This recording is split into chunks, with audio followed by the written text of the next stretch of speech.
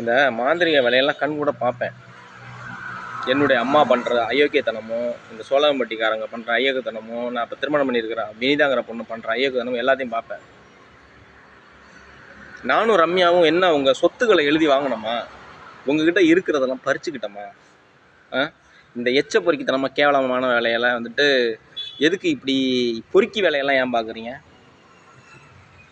நீங்கள் உங்கள்கிட்டேருந்து இருக்கிறத அபகரிச்சுக்கிட்டு எடுத்துக்கிட்டு வாழ்கிறோமா? என்ன பண்ணணும் அவங்கள நாங்கள்?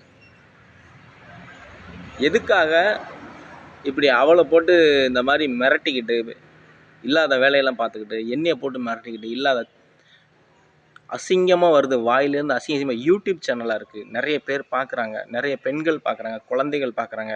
அந்த ஒரு காரணத்துக்காக என்னுடைய கோவத்தை எல்லாம் கண்ட்ரோல் பண்ணிக்கிட்டு அடக்கிக்கிட்டு, கோவத்தில் எதுவும் வார்த்தைகளை கொட்ட வேணாம்னு அடக்கி வச்சுக்கிட்டு பேசிக்கிட்டு உட்காந்துருக்கேன்.